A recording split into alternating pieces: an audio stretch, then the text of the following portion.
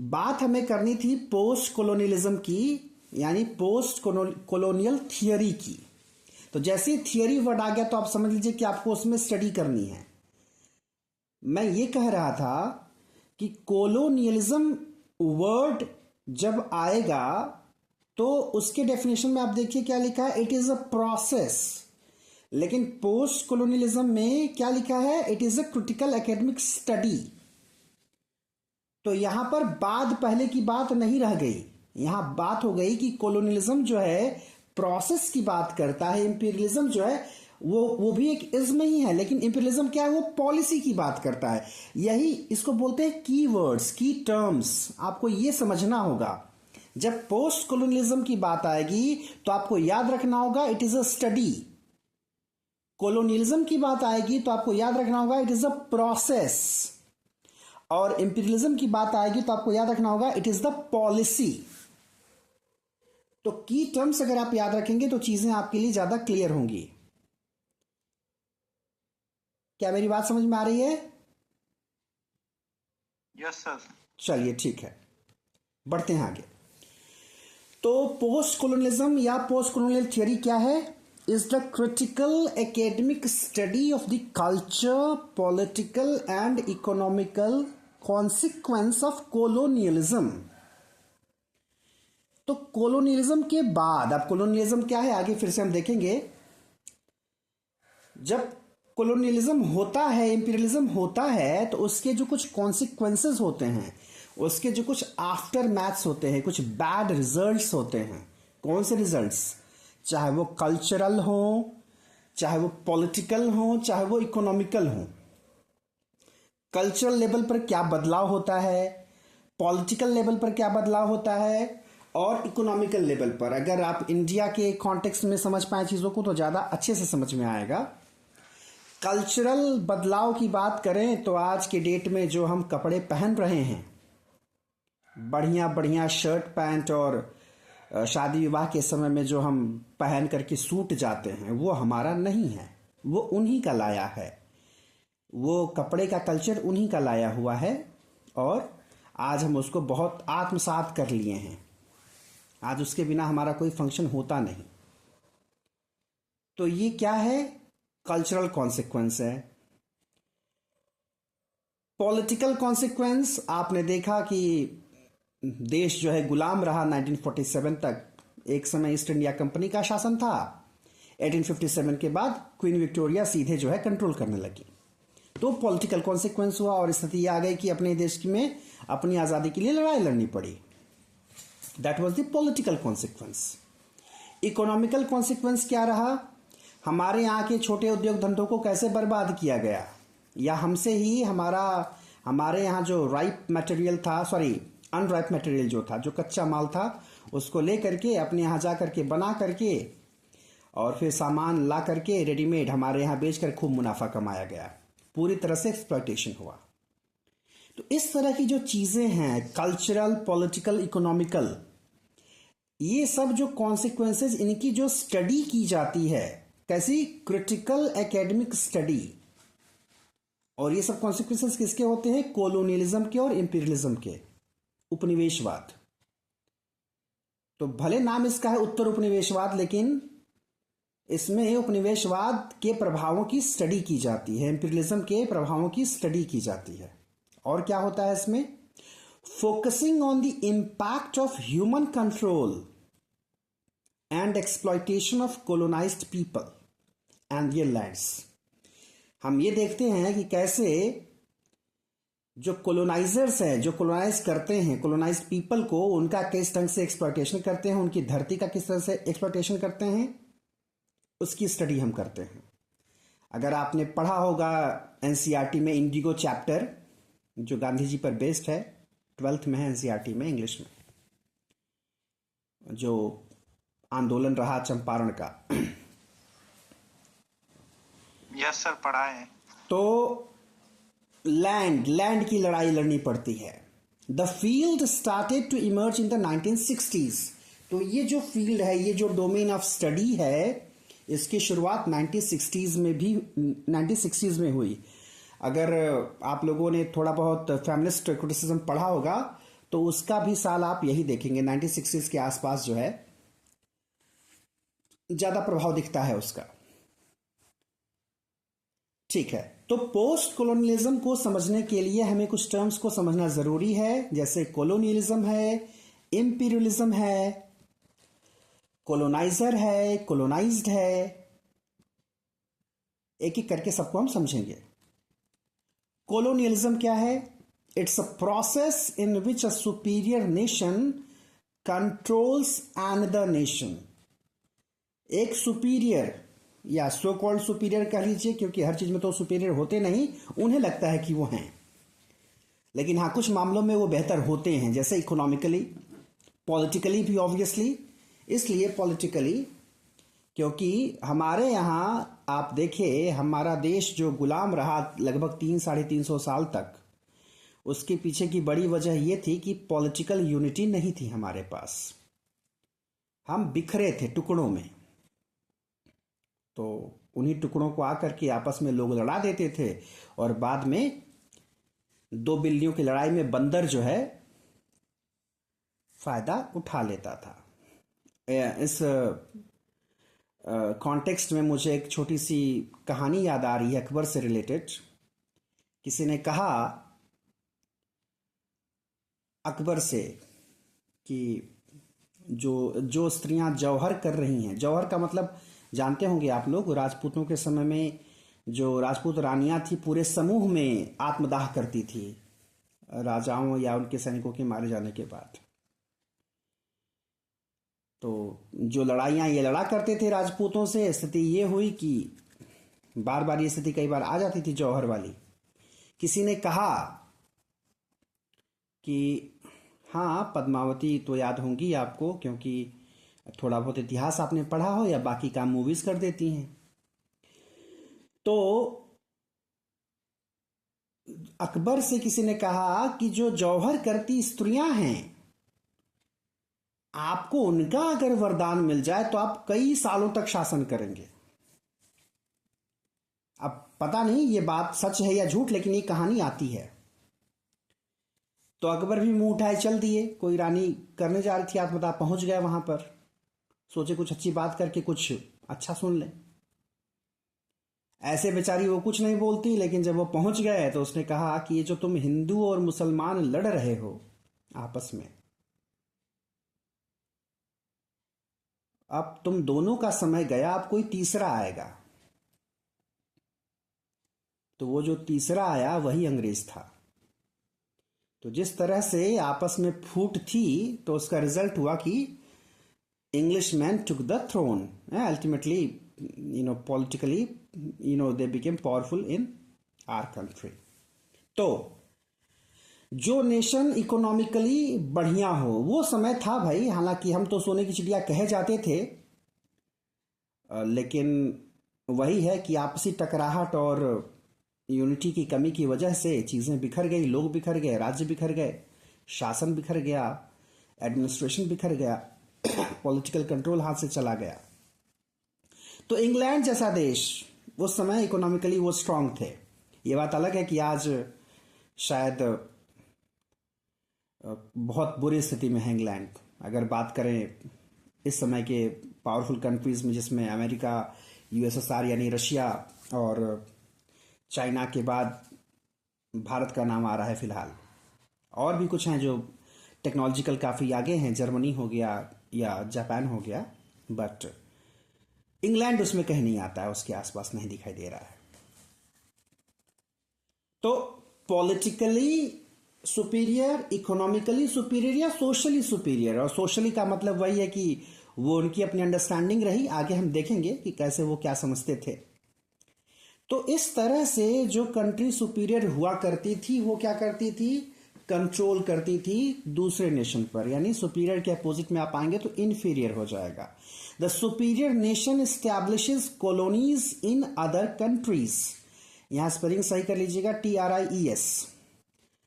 शायद वो सही करने का प्रयास किया भी गया है। तो सुपीरियर नेशन जो है वो क्या करते हैं, अपनी कॉलोनी एस्टेब्लिश कर देते हैं यानी एक तरह से कह लीजिए कि जिन देशों को अपना गुलाम बना लेते हैं, they become their colony, Hindi में बोले तो वो उनका उपनिवेश बन जाते हैं। The purpose of this, repetition है यहां पर, the purpose of this establishment is to exploit the natural resources. इसका उद्देश्य क्या था? नेचुरल रिसोर्सेज को एक्सप्लॉइट करना, रिसोर्सेज हो, लैंड हो और पीपल हो, सबको अपने बेनिफिट के लिए एक्सप्लॉइट करना।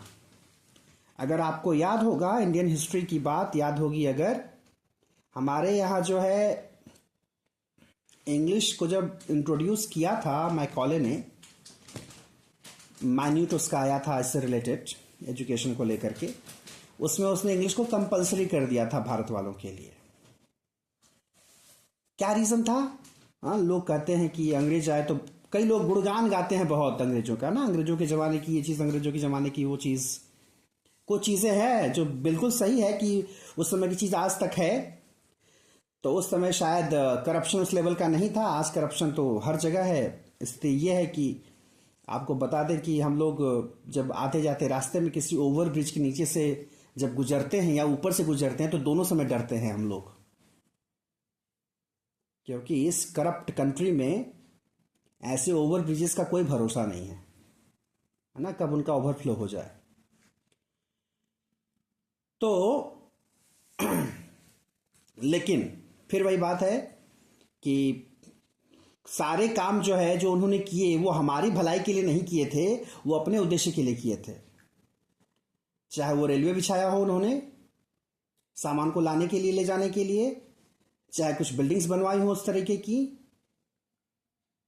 चाहे हमें अंग्रेजी पढ़ाई हो। And interestingly enough today we are studying English only because of that crude person Macaulay. और ये दुखद है that we were the colony, और ये बात मैं अंग्रेजी में बोल रहा हूं, ये भी दुखद है। We were the colony of theirs and that's why we are studying English today. आज अगर हम इंग्लिश पढ़ रहे हैं तो इसका रीजन ये है कि हम अंग्रेजों के उपनिवेश रह चुके हैं, उनकी कॉलोनी रह चुके हैं। शायद अगर हम फ्रांस की कॉलोनी रहे होते तो हम बैठ के फ्रेंच पढ़ रहे होते, आज स्पेन की कॉलोनी रहे होते तो बैठ के स्पेनिश पढ़ रहे होते। ये कड़वा सच है। But when he introduce that, उसका उद्देश्य क्या था? वही है ना कि अपने बेनिफिट के लिए। क्या बेनिफिट था उसका? अंग्रेजों को चाहते थे कि इंडियंस को भी इंग्लिश आ जाए और उनकी तरह एजुकेटेड हो जाए, और उनकी आर्म्ड फोर्स में क्या मैसेज है आपका, जरा पूरा मैं पढ़ लूं। स्वामी आपने क्या लिखा हुआ है? उनकी आर्मी में आ जाए और हमारे खिलाफ ही उनको यूज कर सकें। हाँ, खिलाफत की बात हो ना हो, उसमें मेन चीज ये थी, आपको बता दें कि अंग्रेजी पढ़ाने का उद्देश्य था इंडियंस में से क्लर्क्स खोजना, लिपिक जो कागज का की लिखा पढ़ी करते हैं, बस ये काम था। आप ये समझिए कि उनका उद्देश्य आपको अंग्रेजी पढ़ाने का कभी ये इसलिए नहीं था कि आप पढ़ लिख करके आईसीएस ऑफिसर बन जाए। उस समय आईसीएस हुआ करता था, आईएएस नहीं था, इंडियन सिविल सर्विस थी उस समय। तो ये नहीं वो चाहते थे कि आप बड़े अधिकारी बन जाएं। उनका उद्देश्य था कि आपको इतना पढ़ा लिखा दिया जाए कि आप क्लर्क बन जाएं। क्यों रीजन था? क्लर्क जैसे काम के लिए जो अंग्रेज इंग्लैंड से आते थे वो मोटी तनख्वाह लेते थे। तो इन अंग्रेजों को लगा कि यहाँ इंडिया वालों को अगर थोड़ी अंग्रेजी हम पढ़ा दें, काम चलाओ अंग्रेजी ये जान जाएं, तो इनसे हम वो काम करा सकते हैं कम पैसों में।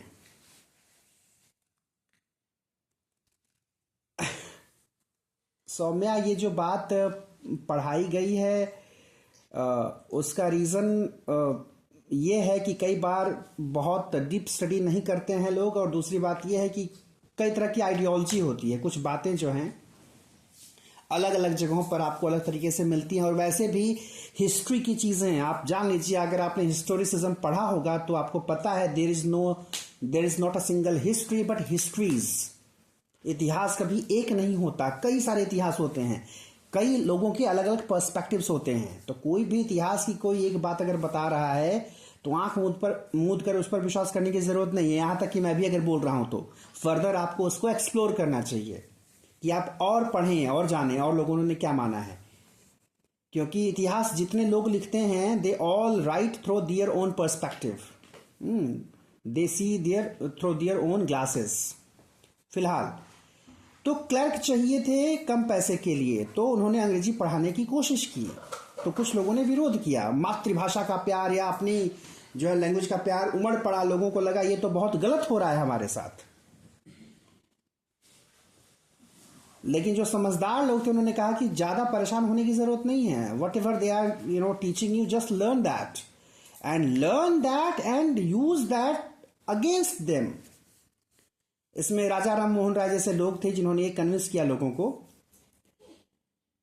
तो वही बात आ गई उसकी, अगर आपको याद होगा वो कैरेक्टर जो कैनिबल है, क्या उसका नाम, आई एम फॉरगेटिंग, नाम ही है उसका या क्या है, जो प्रॉस्परो से सीखता है उसकी भाषा।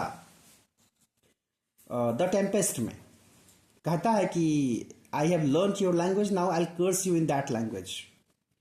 मैंने तुम्हारी भाषा सीख ली है, अब उसी भाषा में तुमको मैं श्राप दूंगा। So the same was done by Indians, they learn English in order to, yes Caliban ही था नाम ना, ठीक है। तो मैंने कुछ और बोला था क्या, कैलिबन है, that is the name of that character, yes. तो Indians learn English and after learning that they used to be aware and got to know their plannings, the plannings of Englishman। चीजें अब उनको पता चल जाती थी, उनको बातें समझ में आ जाती थी। and ultimately that learning of English, brought a death knell in the coffin of English empire।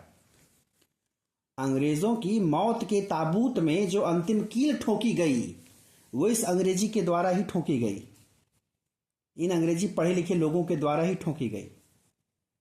तो वो हमारे इंटरेस्ट में वो चीज हो गई। जब मैकाले ने ये सोचा तो उसने कभी सोचा नहीं होगा कि ये भी हो सकता है। अगर आप उसके लेटर्स को पढ़ेंगे, जब शुरू में वो लिखता है अपने फादर को लेटर, तो बोलता है बड़ा परेशान था यहाँ के हिंदू मुसलमानों को साथ देख करके, उनका प्यार देख करके।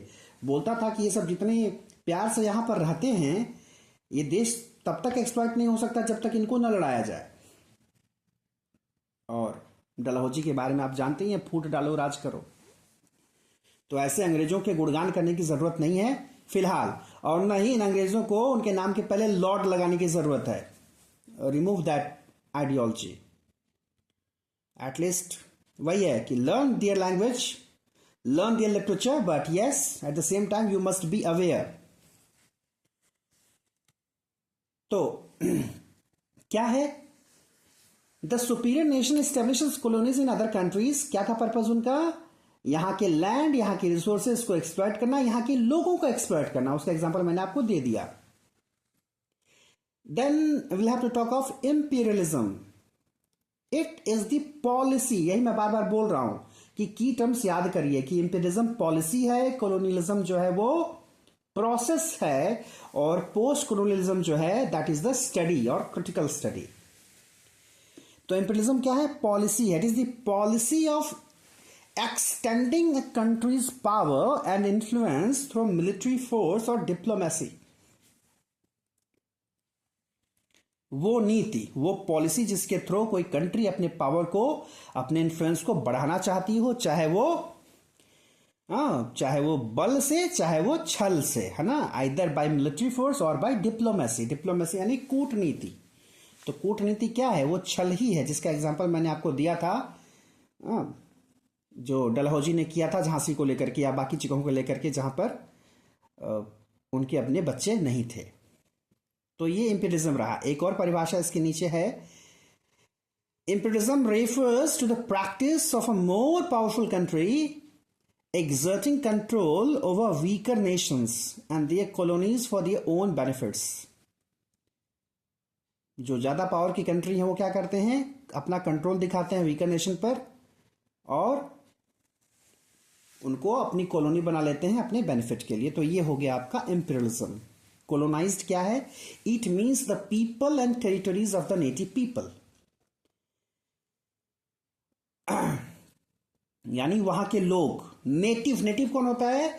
जो कहीं का ओरिजिनल रेजिडेंट होता है, वास्तविक कोई जो जहां का रहने वाला होता है उसको नेटिव कहा जाता है।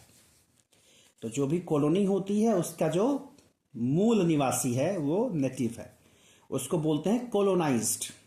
या the colonised are the people and territories that have been controlled and dominated by a foreign power.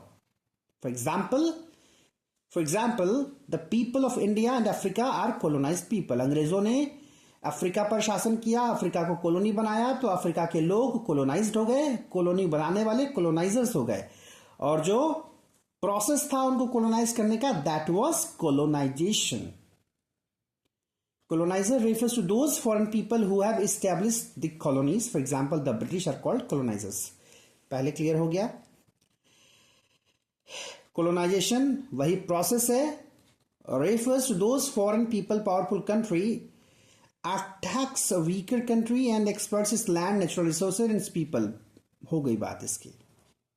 ये जो प्रोसेस है, उनको गुलाम बनाने का जो प्रोसेस है, ये कहलाता है कोलोनाइजेशन। और इस कोलोनाइजेशन से अगर मुक्ति पानी है तो डीकोलोनाइजेशन की जरूरत है। और आप अगर पढ़ेंगे, decolonising mind was by Ngugi Thiong'o. Decolonisation क्या है? When the weak and colonised country gets freedom from foreign rule. जब उपनिवेशवाद खत्म हो जाए, जब हम अपने सॉवरेन कंट्री बन जाएं, तो उस समय डीकोलोनाइजेशन हो जाएगा और होता है। जैसे वी बिकेम डीकोलोनाइज्ड इन 1947। हालांकि उस समय हम पूरी तरह से सॉवरेन नहीं बने थे, 1950 में बने हम।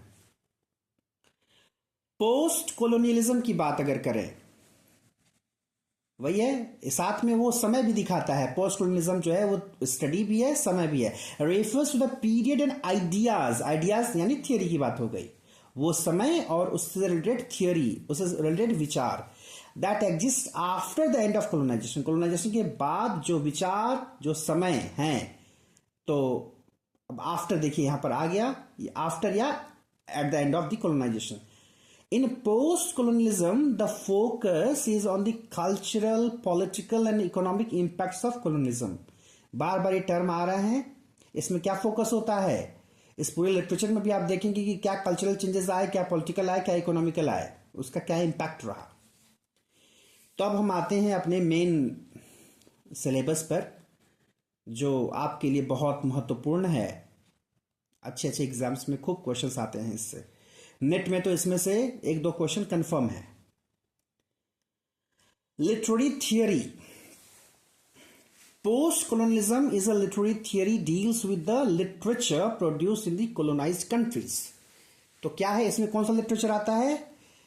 वो लिटरेचर जो कोलोनाइज्ड कंट्रीज ने लिखा है, यानी जहां पर उपनिवेश बनाया गया, जो लोग गुलाम रहे। It also deals with the literature written by the writers of the coloniser countries. साथ ही में जो कोलोनाइजर थे उनके भी राइटर, यानी चाहे वो कोलोनाइजर हो चाहे वो कोलोनाइज्ड हो, दोनों ने जो लिटरेचर प्रोड्यूस किया। Post colonial theory focuses on the representations of colonialism and it's aftermath. क्या दिखाता है इसमें? कोलोनियलिज्म को रिप्रेजेंट कराएगा, दिखाएगा कि कैसे कोलोनियलिज्म आया, कैसे एस्टेब्लिश हुआ और इसके क्या क्या कॉन्सिक्वेंसेज रहे, क्या क्या आफ्टरमैथ रहे। colonial rule, resistance to colonialism, the culture and political effects of colonialism and colonized peoples. colonial rule और साथ में इसको लेकर के क्या रेजिस्टेंस रहा वहां के लोगों का, यानी जो कोलोनाइज्ड कंट्री है उनका क्या रेजिस्टेंस रहा, क्या इसका इफेक्ट रहा, चाहे कल्चरल हो चाहे पॉलिटिकल हो, उन लोगों पर जिनको कोलोनाइज किया गया। Similarly it focuses on the power dynamics between colonisers on how the colonised and colonisers have been represented by the author. ये बहुत ध्यान देने वाली बात है कि कोई एक पर्टिकुलर राइटर है, वो कोलोनाइजर को कैसे दिखाता है और कोलोनाइज को कैसे दिखाता है। यहां पर एक बहुत अच्छा स्टेटमेंट याद आ रहा है मुझे, एग्जैक्ट लाइन मुझे याद नहीं, उसमें ये है, उसका जो इसेंस है वो ये है कि जब तक शेर अपनी बात खुद नहीं कहेगा, अपना नैरेटिव खुद नहीं कहेगा, तब तक जो है जो शिकारी है उसी की बात सुनी जाएगी। आई थिंक एनगोगी वा थियांगो का स्टेटमेंट है, एग्जैक्टली क्या है मैं सर्च करके आपको भेज दूंगा। तो क्या मतलब है कि शेर जिसका शिकार होता है, शिकारी जो शिकार करता है, तो शिकारी कौन हो गए? कोलोनाइजर्स हो गए, और शिकार कौन हो गया? शेर हो गया। इंटरेस्टिंग बात यह है कि शेर का मेटाफरी क्यों यूज किया? क्या शिकारी केवल शेर को मारता है? लेकिन शेर बोलने का मतलब है कि दिखाना है कि जो कोलोनाइज्ड हैं वो कम नहीं है, लेकिन शिकारी के हाथ में वेपन है, उसकी बात सुनी जा रही है, वो जो नैरेटिव सेट कर दिया वो सभी सुन रहे हैं। शेर जब बोलेगा तब कथा पलटेगी, तब नैरेटिव बदलेगा, तब चीजें अलग तरीके से समझ में आएंगी, अलग पर्सपेक्टिव से, अलग एस्पेक्ट से समझ में आएंगी। तो ये समझना बहुत जरूरी है पोस्ट कॉलोनियल लिटरेचर में, पोस्ट कॉलोनियल थियोरी में, कि जो पावर डायनामिक्स हैं वो किस तरह से बदले और उनका रिप्रेजेंटेशन कैसे किया पर्टिकुलर ऑथर्स ने। यही कारण है कि जोसेफ कॉनरेड ने जब हार्ट ऑफ डार्कनेस लिखा, उसको आप देखेंगे अलग अलग तरीके से लोग इंटरप्रेट करते हैं। कुछ लोग मानते हैं कि हार्ट ऑफ डार्कनेस जो है that is in support of colonialism, और कुछ मानते हैं कि नहीं, that is a part of post colonial literature, और इस तरह से वो कोलोनियलिज्म का विरोध करता है। तो अलग अलग लोग, अलग अलग नजरिया। Apart from it, post colonialism focuses on cultural differences and historical events. अब ऑब्वियस है कल्चरल डिफरेंस क्यों नहीं आएगा जब दो अलग अलग देश एक साथ आएंगे, चाहे कोलोनाइजर बने चाहे कोलोनाइज्ड बने। जब दो साथ में आएंगे तो कल्चरल डिफरेंसेस आएंगे, तो उस पर भी इसका फोकस होता है, और हिस्टोरिकल इवेंट्स पर।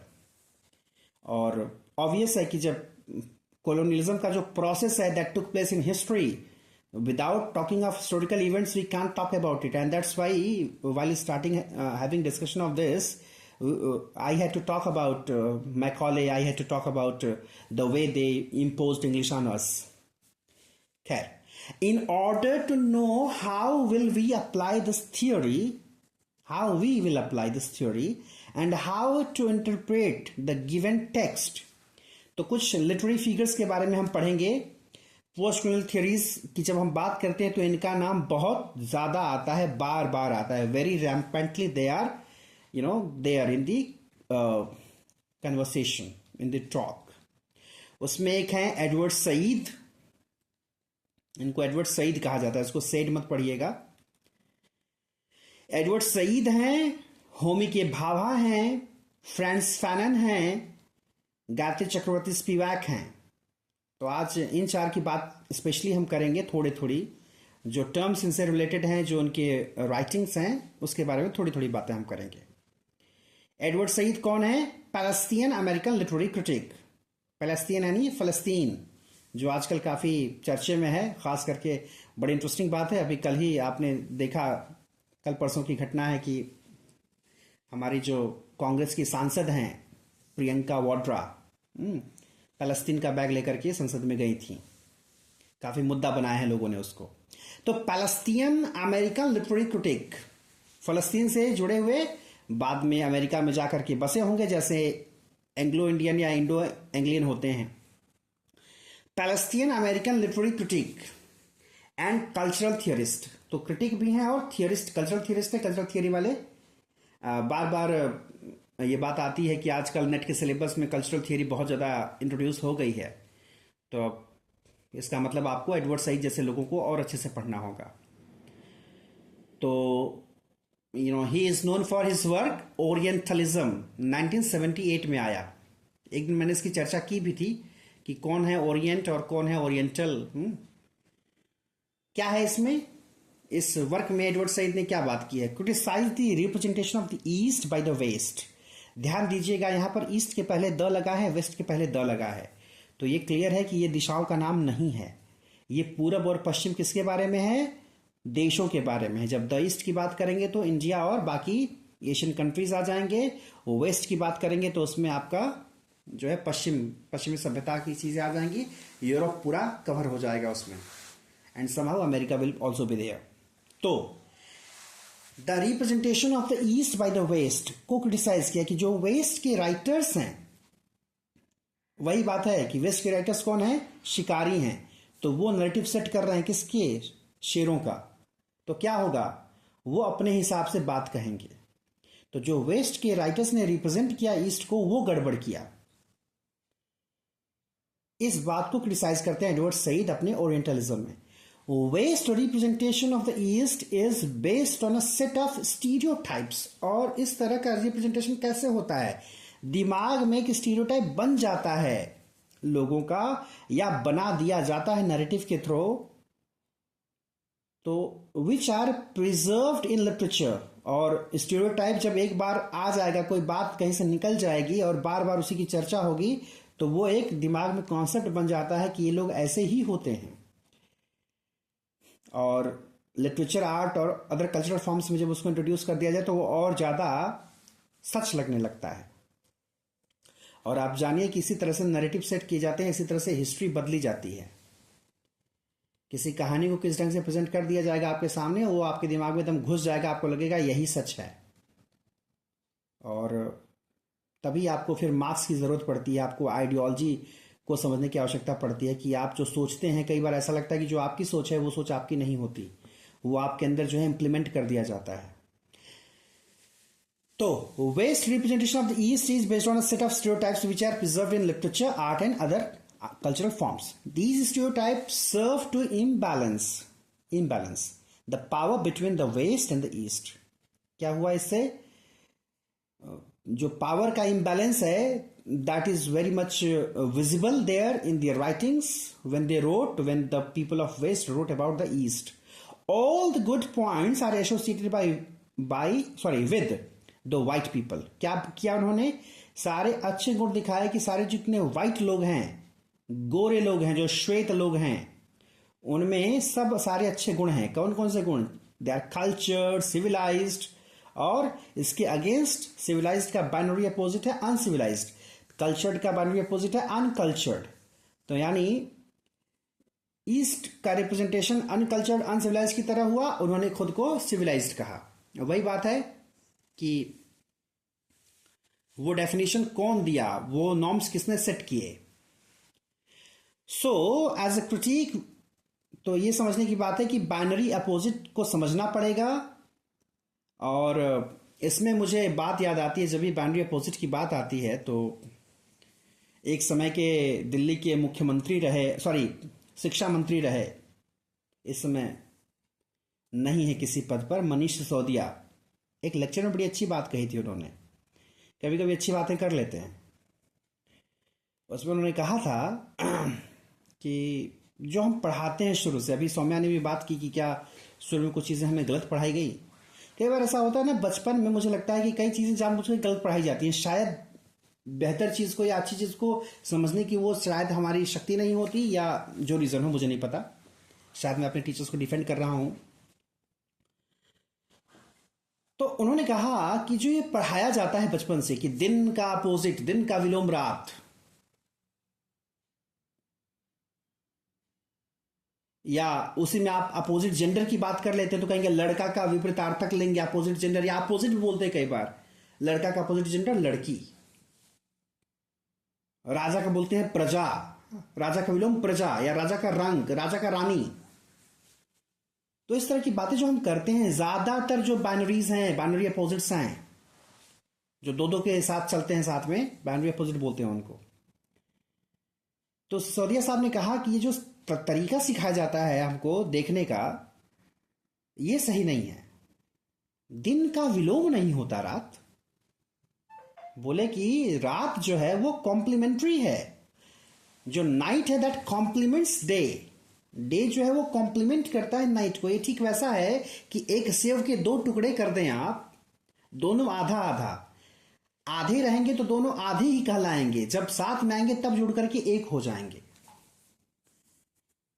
तो ये भी एक नजरिया है चीजों को देखने का, यानी हर चीज को विलोम की तरह नहीं पढ़ाया जाना चाहिए। ये अच्छा, कुछ बातें ऐसी हैं जब आप लिटरेचर की गहराई में जाएंगे, चीजों को समझना शुरू करेंगे, तो कई बार आपको लगेगा पूरी जो टीचिंग का तरीका है, पढ़ने पढ़ाने का तरीका है, उस पर सवाल उठना शुरू हो जाता है कई बार कैसे गलत कॉन्सेप्ट हमारे दिमाग में डाल दिए जाते हैं और हम उसी हिसाब से सोचते हैं, शायद इसलिए कि हम कभी उस तरीके से अलग जाकर के सोचना नहीं चाहते, या कभी हमें वो रियलाइज नहीं कराया गया कि और भी पर्सपेक्टिव्स हो सकते हैं चीज़ों को देखने के, चीज़ों को समझने के। खैर, तो ये रहे ओरिएंटलिज्म वाले एडवर्ड सईद साहब। आगे बात करेंगे होमी के भाभा के। ये जाने जाते हैं हाइब्रिडिटी के लिए, मिमिक्री के लिए, थर्ड स्पेस के लिए। तीनों बड़े फेमस टर्म हैं उनके। हाइब्रिडिटी क्या है? हाइब्रिड टर्म आप समझते हैं, जब दो चीजें मिल जाती हैं तो वो हाइब्रिड बन जाती हैं। हाइब्रिड प्रजातियां कई सारी आप जानवरों में भी देखते हैं, आप हाइब्रिड के कई सारे बीज देखते हैं। आजकल रिफाइंड सीड्स आ रहे हैं जो फार्मिंग के लिए। जैसे खच्चर की बात करें, जो म्यूल होता है, that is a hybrid of horse and what, donkey. जो घोड़ा और गधा है उसके, हाँ, उसके जो है हाइब्रिड से बनता है वो, तो वो है हाइब्रिड। हिंदी में बोलते हैं संकर, दंत स से होता है संकर। तो हाइब्रिडिटी का टर्म यहां पर, हाइब्रिडिटी का क्या मतलब है? Blend of cultures. वही जो ऊपर ध्यान दीजिएगा, हम लोगों ने कहा था कि जब हम पोस्ट कॉलोनियल थ्योरीज की बात करते हैं तो यहाँ पर हम कल्चरल डिफरेंसेस को पढ़ते हैं। तो अगर आप पढ़ रहे हैं पोस्ट कॉलोनियल थ्योरीज तो वहां पर हाइब्रिडिटी इसलिए बहुत ज्यादा इंपॉर्टेंट हो जाती है। देन है मिमिक्री। मिमिक्री क्या है? Copy to colonisers by colonised. Mimicry, normally तो मिमिक्री आप समझते हैं कि जब हम किसी के तरीके को कॉपी करते हैं तो वो मिमिक्री कहलाती है। जैसे फेमस जो एक्टर एक्ट्रेसेस हैं उनकी लोग मिमिक्री करते हैं, उनकी आवाज निकालते हैं। लेकिन लिटरेचर में होमी के भाभा के टर्म में मिमिक्री जब आएगी तो वहां पर आपको समझना पड़ेगा कि जब कोलोनाइजर्स की कॉपी करेंगे तो ऑब्वियस है कि वो कॉपी करना, मिमिक्री जो है वो क्या प्रशंसा के लिए नहीं होती, वो मजाक उड़ाने के लिए होता है। That mimicry is by Homi के भाभा। थर्ड स्पेस जो टर्म है किसके लिए है? Africa, India, south America. हाँ, वही है कि मतलब एक अलग ही दुनिया समझ लिया इसको। आपको मालूम होगा अफ्रीका को डार्क कॉन्टिनेंट कहा जाता है। अब उसमें भी अलग ढंग से लोग एक्सप्लेन करते हैं, ज्योग्राफी वाले लोग। अंध महाद्वीप हिंदी में, डार्क कॉन्टिनेंट। किसने कहा भाई? और हम याद भी करते हैं, क्वेश्चन आते हैं डार्क कॉन्टिनेंट कौन सा है। आप कौन होते हैं डिसाइड करने वाले कि वो डार्क कॉन्टिनेंट है? लेकिन है, लोगों ने कह दिया, अंग्रेजों ने कह दिया, यूरोपियंस ने कह दिया, तो हो गया डार्क कॉन्टिनेंट। तो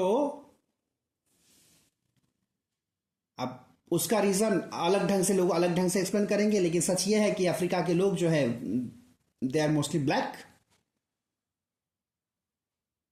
तो that particular word can be understood in that manner, लेकिन डिफेंड करने वाले अलग ढंग से भी एक्सप्लेन कर सकते हैं उसको। तो अफ्रीका, इंडिया, एशिया में इंडिया, साउथ अमेरिका, ये सब जो है थर्ड स्पेस में आते हैं। मतलब जैसे कोई ये एक अलग दुनिया ही हो। थर्ड स्पेस को अच्छे से समझना है तो आप थर्ड जो वो है, क्या बोलते हैं आप, एक मिनट सर, आप याद करिए गांधी जी के उस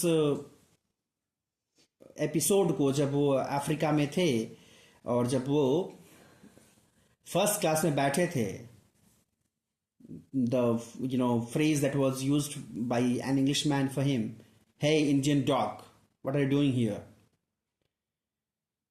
तो ये माना जा रहा था कि आप जो हैं फर्स्ट क्लास के लायक नहीं, और ऐसा भी नहीं कि सेकंड के लायक हैं। यू आर नॉट एबल और capable of having seat in first class और second class. You are the person who belongs to third class only. तो थर्ड क्लास वाली टाइप की जो जिसको आप थर्ड क्लास टाइप के लोग कहते हैं, तो ये लिटरेचर की दुनिया में जो कॉन्सेप्ट है हमारे लिए जो सेट किया है यूरोपियंस ने, वो है थर्ड स्पेस। हाँ, क्या कह रहे थे सर, आप बताएं।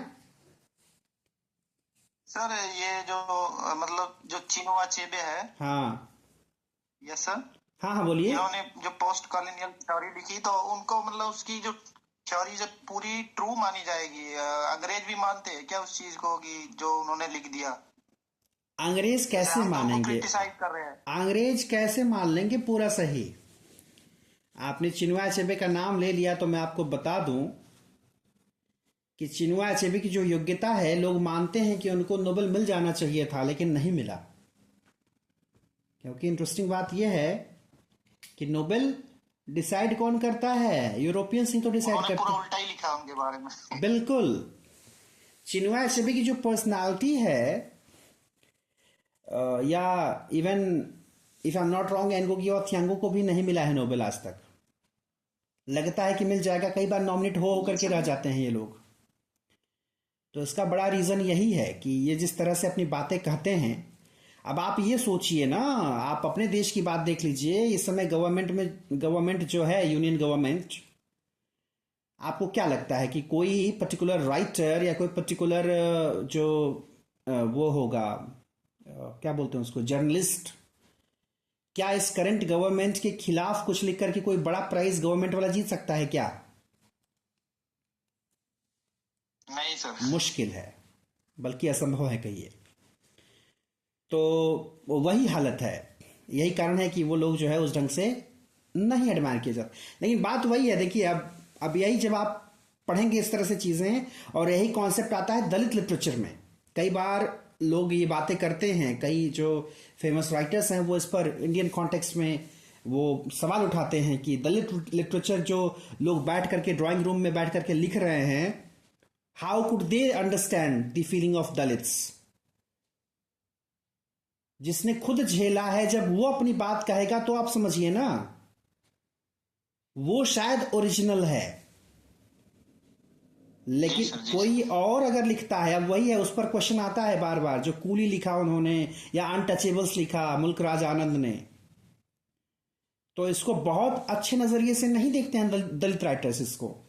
क्योंकि उनका मानना है, ये वही बात हो गई कि अब अलग अलग क्रिटिसिज्म पढ़ेंगे तो आप तो देखेंगे कि कोई अगर ये कोशिश करता है, कोई मर्द अगर कोशिश करे कि किसी औरत की जिंदगी के बारे में उसके गूढ़ जो अनुभव हैं या उसके जो इनर फीलिंग्स है उसको कोई इलेबोरेट करे, कोई एक्सप्रेस करे, तो एक महिला कहेगी ना, how dare you doing that, have you ever felt it? क्या आपने कभी महसूस किया है उस तरह से? How dare you you know saying कि you know everything, you understand everything? कैसे पता आपको सब कुछ? तो ये बात आती है। और इसीलिए भाई उधर फेमिनिस्ट क्रिटिसिज्म की शुरुआत हो गई, फेमिनिस्ट लिटरेचर की शुरुआत हो गई, इधर दलित लिटरेचर की शुरुआत हो गई, और यहां पर आप देखिए ये एक अलग शुरुआत है। तो बात वही है जो शुरू में ही मैंने आपको एक कॉन्सेप्ट बता दिया कि जब तक शेर नहीं लिखेगा, अपना नैरेटिव नहीं बताएगा, तब तक शिकारी की बात सुनी जाएगी। लेकिन यहां मुद्दा यह भी आता है, आप अगर एक बैलेंस्ड व्यू देखें तो ये बताइए कि अगर, वही फिर बात करूंगा मैं उस आधे आधे सेव की, पूरा सेव कब होगा? जब दोनों की बात करेंगे। आप किसी एक की बात सुनकर के आप पूरा सच कैसे जान पाएंगे? पूरा सच जानने के लिए आपको दोनों की बात सुननी पड़ेगी। खैर, तो लेकिन पोस्ट कॉलोनियल थियरी क्या कहती है उसके बारे में हम लोग बात कर रहे हैं। अपना जो है, अपनी अंडरस्टैंडिंग अपने पास रखनी है, फिलहाल चीजों को याद रखना है, टर्म्स को याद रखना है। फ्रांत्स फैनन, एक बड़ा फेमस वर्क है the ratchet of the earth, Frantz Fanon का है। और एक है ब्लैक स्किन व्हाइट स्किन, इन वर्क्स के लिए जाने जाते हैं फ्रांत्स फैनन। कौन थे वो? साइकेट्रिस्ट थे, फिलोसोफर थे। और क्या लिखा उन्होंने? Wrote about psychological effects of colonialism of the colonised people. Colonialism जब होगा तो अभी ऊपर ध्यान दीजिएगा कि हम लोग बार बार कल्चरल, पॉलिटिकल, सोशल, इकोनॉमिकल की बात कर रहे थे। यहां पर जब फ्रांत्स फैनन का नाम आ जाएगा तो आप ध्यान दे लेंगे कि इसका क्या साइकोलॉजिकल क्या असर रहा कोलोनाइज्ड पीपल पर। और वो असर आप देखते हैं, जो मैं कुछ देर पहले बात कर रहा था कि स्थिति यह है साइकोलॉजिकल असर की, कि गर्मी का दिन हो तब भी सूट पहन करके जाते हैं लोग शादी अटेंड करने, क्योंकि उनको लगता है कि वही एक तरीका है खूबसूरत दिखने का। किसने डिसाइड किया? किसने डिसाइड किया इसको? अंग्रेज पहनते हैं क्योंकि उनके यहां ठंड होती है। हाँ हाँ सर, क्या बोल रहे हैं? द वेस्ट, हाँ, यस, वेस्टर्न कल्चर का इफेक्ट है सर। बिल्कुल। तो वो साइकोलॉजिकल है। अगर हम अंग्रेजी अच्छी बोल पा रहे हैं तो हम बड़े सुपर कूल हैं, हमारी पर्सनालिटी बहुत अच्छी है। ये कहाँ से आया, कहाँ से घुसा दिमाग में? क्यों जो है चेतन भगत जैसे राइटर को हाफ गर्लफ्रेंड लिखने की जरूरत पड़ गई? क्या आपने कहानी पढ़ी है उसकी, जानते हैं उसके बारे में? जो लड़की गर्लफ्रेंड होने के लिए तैयार होती है, बनने के लिए, वो कहती है तुमको अंग्रेजी नहीं आती, अंग्रेजी सीखो। तो मतलब अगले को अगर अंग्रेजी नहीं आएगी तो कुछ समय के लिए उसकी वो हाफ गर्लफ्रेंड बनती है। आप पढ़िएगा कभी, अस्थिर पढ़िएगा, उसको समझिएगा। तो ये मेंटालिटी किस तरह से, ये एक दो दिन में नहीं आती है। वो कहते हैं ना कि कई बार लोग तंज में कहते हैं कि अंग्रेज चले गए औलाद छोड़ गए। तो औलाद छोड़े नहीं छोड़े, लेकिन अंग्रेज चले गए और अंग्रेजी को हमारे नसों में छोड़ करके चले गए। तो जब नस में वो अंग्रेजी है तो साइकोलॉजिकल वो दिखेगा। तो यही जब साइकोलॉजिकल इफेक्ट की बात आप करेंगे तो वहां पर फ्रेंड्स फैनन आ जाएंगे। Therefore through decolonisation humanity of both will improve. तो तरीका क्या है? अगर आपको यहां पर क्या लिखा है, एक बड़ी अच्छी लाइन है ऊपर कि कोलोनियलिज्म दी ह्यूमंस दी कोलोनाइज्ड। क्या बोलते हैं कि जो कोलोनियलिज्म है, ये जो कोलोनाइज्ड है उनको क्या कर देता है, डी ह्यूमन कर देता है। मतलब लोग अपने आप को छोटा महसूस करते हैं। आप देखिए ना, आप देखिए इस चीज का असर देखिए। यहाँ के घरों में अच्छे अच्छे पढ़े लिखे समझदार लोगों के घरों में, मैं एक जगह पढ़ाया करता था, एक सर ही थे, उनका एक छोटा सा बेटा था। उनकी माँ जो है, मतलब उस बेटे की माँ जो है, सर की पत्नी जो है मैडम, वो छोटे से बच्चे को अंग्रेजी में ट्रेनिंग देती। हिया हिया, कम कम बेटा, कम कम। मुझे लगा कि ये क्या हो रहा है। मतलब हम कितने ऑब्सेस्ड हैं इंग्लिश को लेकर के। हम हिंदी बोलने वाले लोग, मैं ये नहीं कहता कि आप अंग्रेजी मत सिखाइए, लेकिन पहले अपनी भाषा तो सिखाइए। हाँ, बात सब सही है सौम्या, सारी बात सही है कि इंग्लिश जो है जॉब में नेसेसरी है। इसीलिए मनोज वाजपेयी जैसा एक्टर कहता है कि English is not a language, it's a skill. तो आज की डेट में वो एक स्किल है। जैसे आप और चीजें सीखते हैं, जैसे आप ब्यूटिशियन का कोर्स करते हैं, जैसे आप मैकेनिकल का कोर्स करते हैं, तमाम जो कोर्सेज आप इंजीनियरिंग करते हैं, डॉक्टरी करने में आप कैंची चलाना सिखाते हैं, आप तमाम चीजें सीखते सिखाते हैं आप। तो उसी तरह से अंग्रेजी भी आप सीखते हैं नौकरी पाने के लिए, वो एक स्किल है। That's other thing. But the thing is, what is your identity? जो आपका अपना कल्चर है, जो आपकी अपनी भाषा है, जो बच्चा है, जो छोटा बच्चा है, जो हर कोई चाहता है कि जो जिस कल्चर में वो है, जो संस्कार अच्छे हैं उसके पास, वो अपने बच्चे को वो ट्रांसफर करे। तो क्या उन संस्कारों में आपकी भाषा नहीं है? बाद में आप रोना रोएंगे कि हमारे बच्चे जो है कल्चर छोड़ रहे हैं, तमीज छोड़ रहे हैं, संस्कार ही नहीं रह गए। संस्कार आपने दिया क्या? हाँ सर बताएं। सर जैसे डॉक्टर विकास दिव्य कीर्ति भी बात करते हैं इस बात को, हाँ मतलब मुद्दा उठाते हैं कि मतलब एक स्टीरियोटाइप बना हुआ है हमारा कि बच्चों को इंग्लिश मीडियम स्कूल में ही पढ़ाना है। हमारा जो संविधान है वो भी, जब भी कोई डिसीजन होता है तो पूरी जो कोर्ट में बहस चलती है वो पूरी इंग्लिश मीडियम में चलती है। एक आम आदमी की समझ में क्या आता है सर? मतलब हमारा अपना देश और हम हिंदी को पीछे छोड़ के इंग्लिश को आगे ले जा रहे हैं। बहुत अच्छी बात है। ये भी तो एक मतलब बिल्कुल मतलब ये जो वेस्टर्न कल्चर का इफेक्ट है। बिल्कुल है, बिल्कुल है। आज भी जो है, जो फाइनल जजमेंट आता है उसकी कॉपी किसी और लैंग्वेज में रहने रहे इंग्लिश में ही रहती है। तो वही डॉक्टर दिव्य कीर्ति कहते हैं कि बेहतर हो ये कि जो जजमेंट आए तो जो उसमें हैं लोग इन्वॉल्व, मतलब जो उसमें लड़ाई लड़ रहे हैं लोग, उसकी ही समझ में नहीं आता। हाँ, तो उन्होंने कहा कि कम से कम उनकी भाषा में उसको ट्रांसलेट करके अवेलेबल कराना चाहिए, ताकि उसको समझ में एग्जैक्टली आ जाए कि कौन कौन से पॉइंट है, कौन कौन सी बातें हैं। ये बिल्कुल सही बात है। तो यही तो है। तो मतलब किस तरह से, वही मैंने कहा ना कि बड़े बड़े स्तर पर जब लोग इतने प्रभावित हैं अंग्रेजी को लेकर के, तो अंग्रेजी के प्रभाव में आप रहिए वो ठीक है, लेकिन अंग्रेजी के प्रभाव में रह करके अगर आप अपनी भाषा को भूल जा रहे हैं तो क्या कर रहे हैं, या अपनी भाषा को आपको लगता है कि हिंदी बोलना, या अगर आपको अंग्रेजी बोलने नहीं आती, अच्छा हिंदी किसी को अच्छे से बोलने नहीं आती, उसमें शर्म बिल्कुल नहीं आती,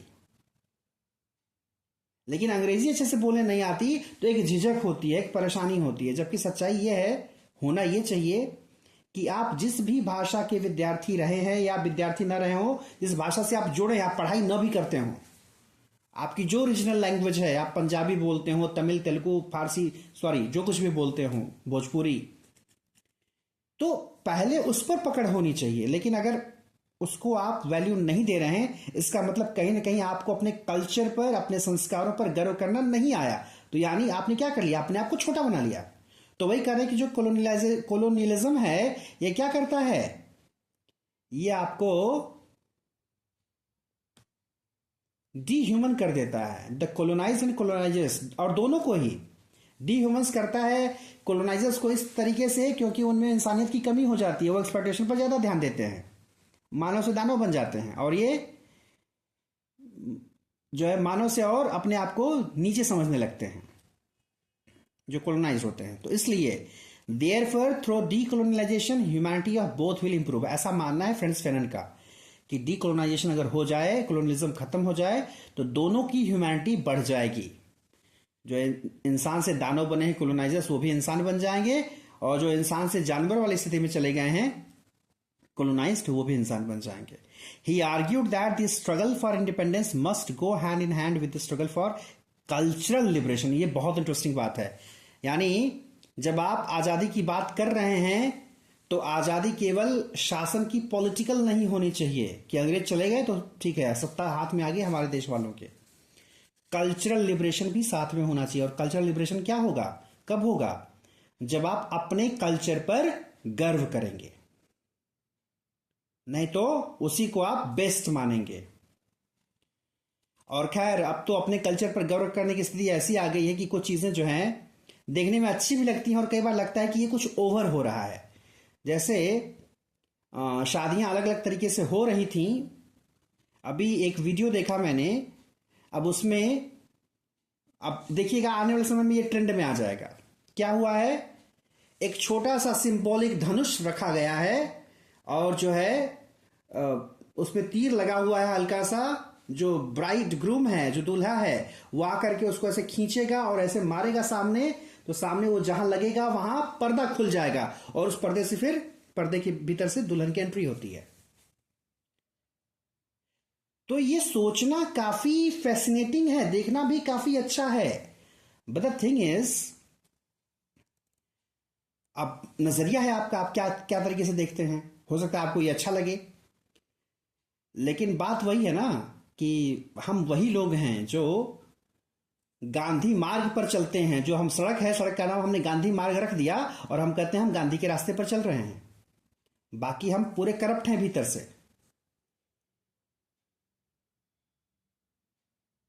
यही बात है। बिल्कुल शिवानी, आपकी बात से मैं सहमत हूं कि लोग राम बन रहे हैं। ट्रैफिक नियमों को भी तोड़ देती है। हाँ बिल्कुल, वो तो खैर है ही सर। तो अब यही है, जब आप ऐसा कर रहे हैं तो आप राम बनने का प्रयास कर रहे हैं। तो आप एक बात और, इसमें कुछ चीज तो मुझे ऑफ रिकॉर्ड कहनी चाहिए, खैर मैं कभी बात बताऊंगा आपको राम बनने की बात। आगे क्या हो रहा है, बात कर रहे थे कि कल्चरल लिबरेशन होना चाहिए, यानी हमें उनकी भाषा, उनकी संस्कृति, अब वही है। अब आप देखिए, आज हम उस दौर में जी रहे हैं जहां पर घर में बच्चों को इंडियन क्विजिन्स के बारे में भले ना पता हो, लेकिन उन्हें चाइनीज क्विजिन के बारे में पता है, उन्हें यूरोपियन क्विजिन्स के बारे में पता है। हाँ, सत्तू की लिट्टी बनाने ना आती हो, जो है बेसन का चिल्ला ना बनाने आता हो, रोटी सब्जी ना बनाने आती हो, मैगी बनाने आती है, बर्गर बनाने आता है, पिज्जा बनाने आता है। तो ये क्या है, उस कल्चर का इफेक्ट है। तो उससे भी मतलब बुरा नहीं है वो, अगर आप एसिमुलेट कर पाते हैं दूसरे कल्चर को, दूसरे कल्चर की चीजों को, तो करिए, लेकिन अपना मत छोड़िए। क्योंकि अगर आप अपना छोड़ देंगे तो फिर वो, यस बिल्कुल सविता, कल्चरल इंपीरियलिज्म है वो। और इसीलिए जब आप फर्दर कई सारे राइटर्स को पढ़ेंगे तो आप हेजीमनी पढ़ेंगे, उसमें भी कल्चरल हेजीमनी टर्म आता है, फ्रेज आता है। तो फ्रेंड्स फैनन हो गए। आगे लास्ट गायत्री चक्रवर्ती स्पिवैक, ये कौन है? इंडियन पोस्ट कॉलोनियल थियरिस्ट हैं, ये बंगाल से बिलोंग करती हैं, रहती हैं अमेरिका में। स्पिवैक नाम जो है जुड़ा है शादी करने के बाद उनका अमेरिका में। तो पोस्ट कॉलोनियल थियरिस्ट हैं, अपने सबअल्टर्न वर्ड के लिए, कॉन्सेप्ट के लिए जानी जाती हैं। इनका फेमस वर्क जो है कैन द सबअल्टर्न स्पीक, वो एक एसे है, उससे वो सबअल्टर्न आया है। और क्या है subaltern? Use to describe marginalised and excluded from power structure. जो लोग मार्जिनलाइज्ड हैं, यानी जो लोग एकदम हाशिए पर है, एकदम किनारे धकेल दिए गए हैं पावर स्ट्रक्चर से, वो lack voice in dominant cultural discourse. जब कल्चरल डिस्कोर्स की बात आती है तो उसमें उनकी आवाज गायब होती है, मतलब वही शेर वाली स्थिति हो जाती है, जहां पर शिकारियों की आवाज ज्यादा सुनी जाती है। जो शेर बनकर के शिकार हो रहे हैं वो है सबल्टर्न्स, वो हैं डोमिनेटेड पीपल, वो हैं मार्जिनलाइज्ड पीपल, उनके लिए टर्म है सबल्टर्न। और एक टर्म है इनका एपिस्टेमिक वायलेंस। ये क्या है? Exclusion of certain groups from access to knowledge.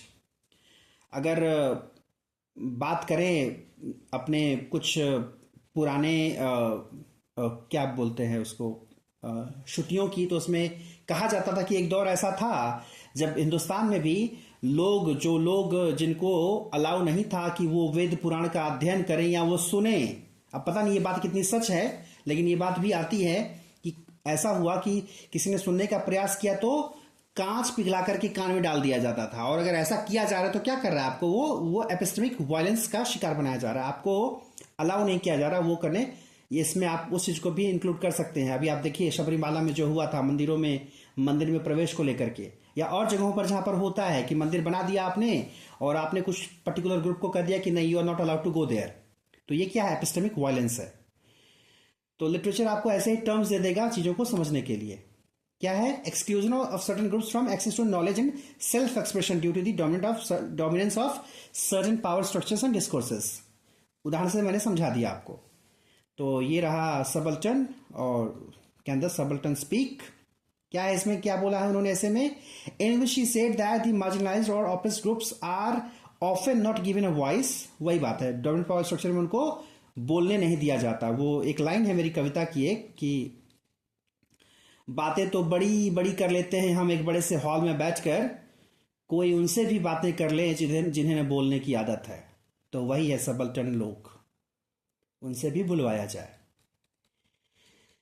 कुछ फेमस राइटर्स और उनकी राइटिंग पोस्ट कॉलोनियल थ्योरी से रिलेटेड। चिनुआ अचेबे का नाम लिया था हमने, थिंग्स फॉल अपार्ट। ये जो पर्टिकुलर नॉवेल का ये जो टाइटल है, ये लिया गया है द सेकेंड कमिंग से, जो कि that is a poem by W.B. Yeats। Things fall apart, centre can not hold. तो द सेकेंड कमिंग जो पोएम है उसमें एक लाइन आती है ये, तो वहां से ये लिया है फ्रेज। 1958 में चिनुआ अचेबे का है। फ्रेंड्स फैनन का the Richard of the earth, पहले भी बात बोल चुके हैं, 1961 में आया था। जीन राइस जो है इनका है वीड सरगासो सी, 1966 में आया। सलमान रश्दी पूरा नाम है उनका, केवल सलमान मत लिखिएगा, सलमान रश्दी। आप लोग नोट्स बनाएगा सुधार कर लीजिएगा। सलमान रश्दी, मिडनाइट चिल्ड्रन 1981 में आया, बहुत फेमस वर्क है। एडवर्ड सईद, ओरिएंटलिज्म 1978 में। Ngugi wa Thiong'o, a grain of wheat 1967। Kamala Markandaya, nectar in a sieve 1954। V S Naipaul, Naipaul की स्पेलिंग है NAIPAUL, that should be Naipaul, 2001 में एक्सपायर किया था आई थिंक, या सॉरी इनको नोबेल मिला था 2001 में। V S Naipaul, a bend in the river 1979 में ये वर्क आया। जेम क्वर्डजी, ये भी एक फेमस राइटर हैं पोस्ट कॉलोनियल लिटरेचर के, वेटिंग फॉर द बारबेरियंस 1980 में आया। और टॉनी मॉरिसन, जिसके बारे में हमने पढ़ाई की हुई है पिछले क्लासेस में, उनका वर्क बिलफेड जो है, it is related with that. तो वही है, पोस्ट कॉलोनियल लिटरेचर को अगर आप समझ लेंगे अच्छे से, उसकी थियोरी को, उसके कॉन्सेप्ट को, तो आपको फेमिनिस्ट क्रिटिसिज्म समझने में भी आसानी हो जाएगी, आपको मार्क्सिज्म समझने में आसानी हो जाएगी, आपको दलित लिटरेचर समझने में आसानी हो जाएगी। तो आई होप कि आज की क्लास में बात मैंने सही से कन्वे की होगी।